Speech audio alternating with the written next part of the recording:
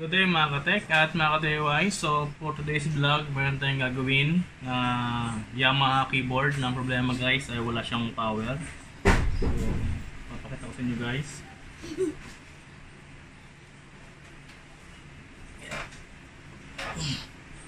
So ito yung ating adapter. So papakita ko sa inyo guys na meron siyang 24 volts, 12 volts.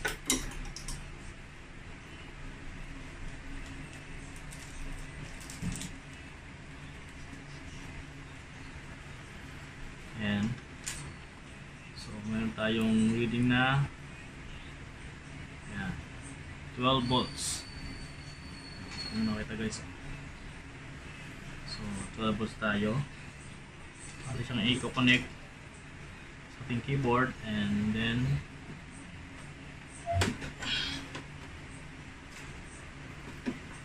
ayan. So, nakita sa ating input. And power on. Oops. Power on. And so, ni-press ko siya guys, pero walang response itong ating keyboard. So, press ko. Wala. Press. Wala. So, yun guys ang problema ng keyboard na to. Wala siyang power. So, yun guys ating titignan at buksan kung ano yung possible na sira ng keyboard na ito na wala siyang power. So, ito ay Yamaha PSR E223. Okay? So, ating buksan at gawin.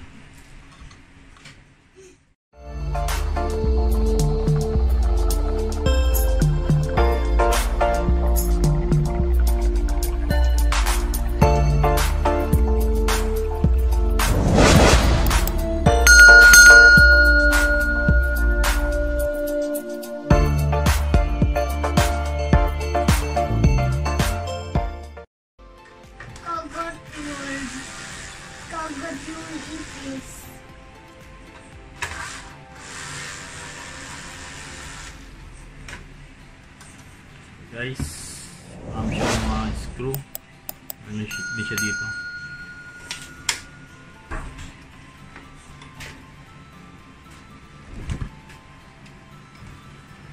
So guys, ito yung board ng power supply.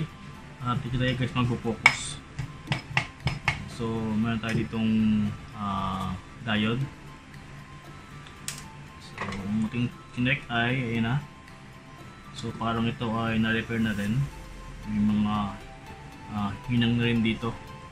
Parang yung kanyang pinaka printed circuit ay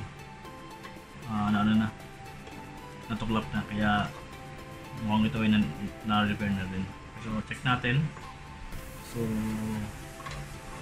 ating i-trace yung kanyang voltage.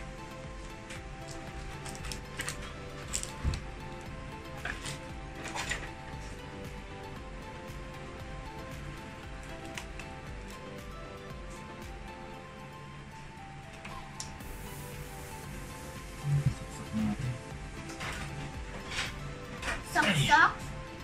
So 12 volts.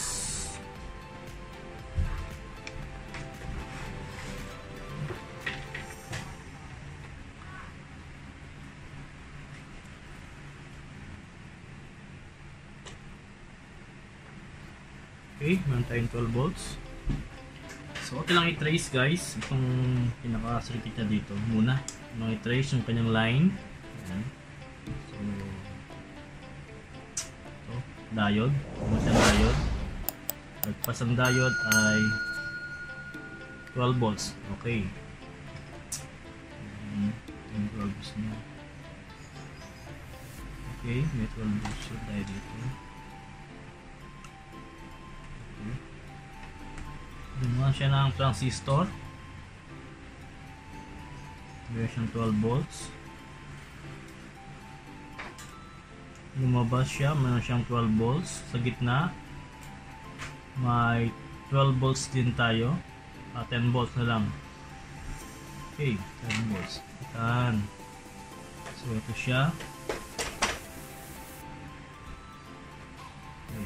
So mula dito, putol na yung kanyang linya.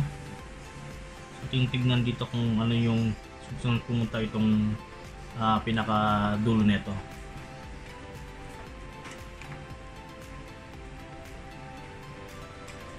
jumper siya guys. Dito.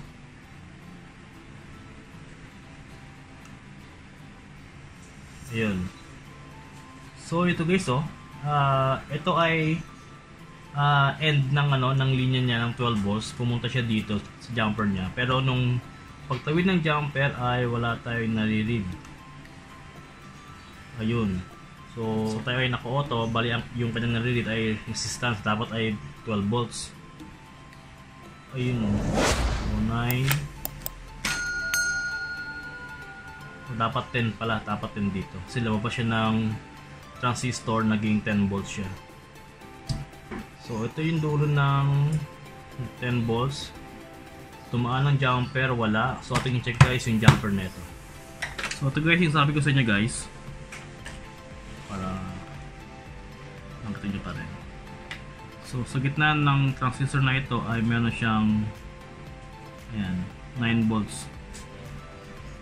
So akong trinace mula dito, meron tayong reading hanggang dito, hanggang dito. Then yung sabi ko sa inyo guys na itong hinang na to, ito ay jumper, tumawid dito, supply sa kanyang pinaka power IC. Pero wala tayong nare-read dito na 10 volts. Ang ating lang nare-read ay 142 kilo ohm. So muna, ayun, ito siya guys, putol pala siya. Putol na pala siya. Guys, ito yung sabi ko sa inyo jumper. Jumper siya dito. So meron tayong reading na 10 volts dito, pero pag tawid niya wala tayong reading kasi nga ayun, putol na yung pinaka jumper niya.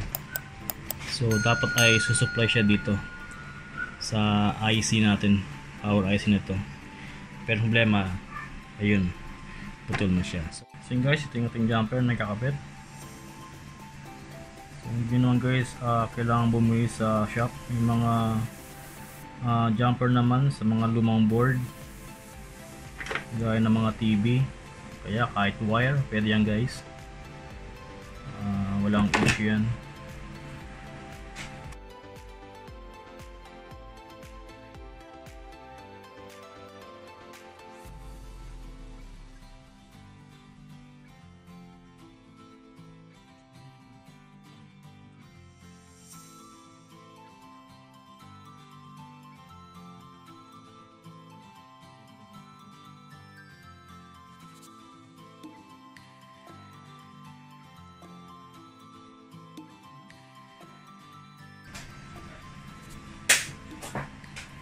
Ayan guys, ito na yung kabit. Ito na yung fix.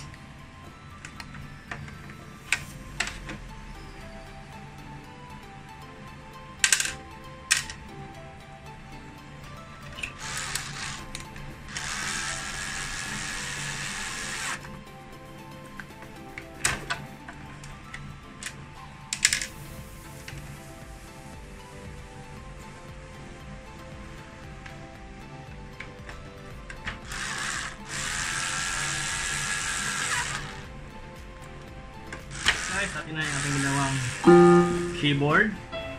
Ayan. So may tayong batang maliit na nakikisama sa ating vlog.